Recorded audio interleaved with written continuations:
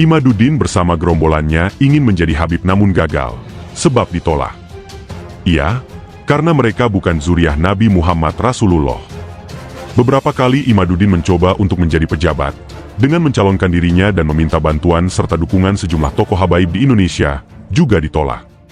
Karena Imaduddin tahu betul pengaruh habaib di Indonesia terhadap masyarakat, khususnya umat muslim itu besar dan luas sekali. Sehingga Imaduddin berusaha mendapatkan dukungan dari sejumlah tokoh habaib, agar dirinya mendapatkan banyak perolehan suara sehingga harapan menang tercapai. Habaib yang dia maksud dan dituju menolak keinginan Imaduddin tersebut.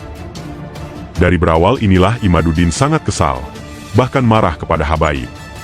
Dua keinginannya, jadi habib dan pejabat daerah, gagal tidak berhasil dia dapatkan. Makanya Imaduddin lantas memunculkan isu tesis, dan menyerang nasab Ba'alawi serta habaib. Balas dendam Imaduddin sudah direncanakan sejak jauh-jauh hari, dan dirancang sedemikian rupa terstruktur sistematis. Sebelum Imaduddin melakukan itu, dia mencari orang-orang yang sama nasibnya seperti dirinya itu. Dirangkul didekatilah mereka, dan akhirnya bersatu. Imaduddin yang maju terdepan dengan tesis sampahnya itu, kawan-kawan yang lainnya berada di belakang dia menjadi tim hore yang menggonggong di semua media sosial, khususnya Facebook. Segala macam cara Imaduddin dan juga para gerombolannya terus dilakukan. Satu demi satu masalah dan isu dimunculkan, dengan judul masih yang sama, nasab. Ditolak secara tegas keinginannya menjadi habib oleh pihak Robitoh Alawiyah, atau RA. Makanya lembaga pencatatan nasab itu pun tidak lepas diserang dan difitnah habis-habisan. Kemudian Imaduddin bersama gerombolannya itu setelah ditolak jadi habib oleh RA, mereka lari ke Wali Songo, dan membentuk sebuah kelompok kecil yang mengatasnamakan Wali Songo dan lembaga nasabnya. Dibuatlah banyak catatan-catatan palsu tentang nasab dan sejarah yang berkaitan dengan Wali Songo, yang kemudian ada dikaitkan dihubungkan dengan pribadi mereka, silsilahnya.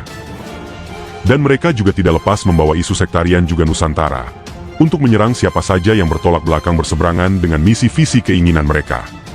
Mereka juga kemudian memunculkan serta membawa-bawa pribumi, dan menyeret sejumlah ulama-ulama atau kiai, termasuk organisasi Nahdlatul Ulama, NU, yang lantas mereka benturkan dengan umat muslim dan para habaib di Indonesia.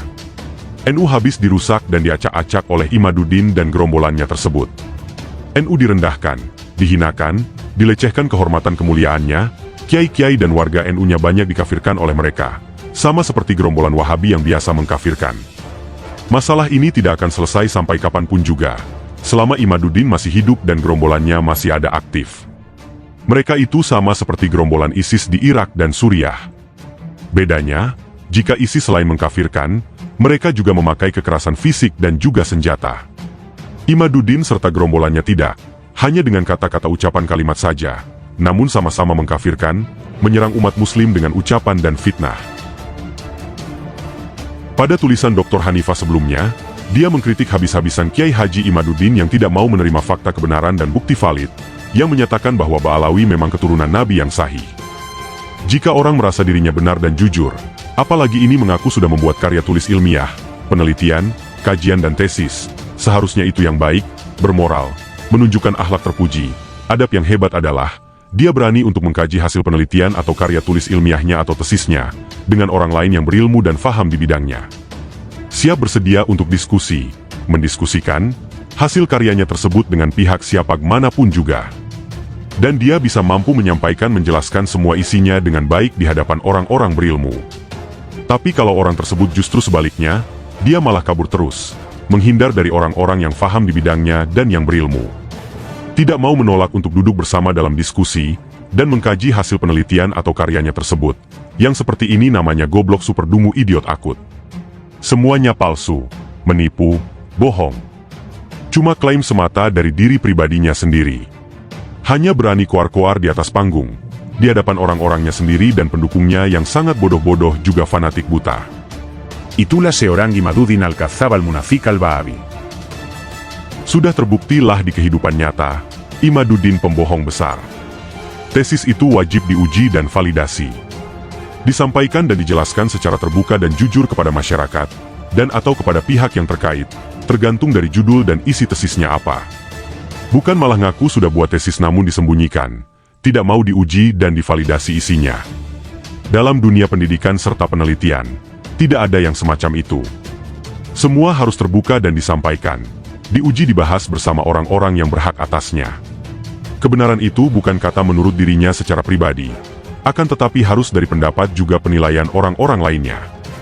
Hanya orang gila dan dungu idiot akut yang percaya begitu saja kepada Imaduddin, juga tesisnya tersebut. Makanya pantaslah jika pihak Ba'alawi, para habaib juga Robitoh Alawiyah tidak mau menanggapi Imaduddin dan tesisnya. Sampah itu tidak perlu ditanggapi serius, apalagi harus dilawan dengan antitesis. Buktikan dahulu jika itu benar tesis. Silahkan Imaduddin uji kompetensi validasi atas semua isinya, dari apa yang dia sebut tesis karya ilmiah penelitiannya itu. Sampai mati juga itu si Imaduddin tidak akan pernah mau dan tak akan berani melakukannya, sebab dalam hatinya dia berkata sendiri jujur mengakui bahwa itu bukanlah tesis, namun hanya tulisan biasa yang hasil dari menyalin atau copy-paste dari internet, tapi si Imaduddin gengsi besar. Orang-orang yang pintar cerdas hanya akan menertawakan si Imaduddin dan tesis sampahnya tersebut. Sangat tercela dan hina itu si Imaduddin di hadapan orang-orang berilmu. Saya pribadi saja menertawakan itu, dan berani mengatakan tesis sampah. Apanya yang ilmiah dan hasil penelitian?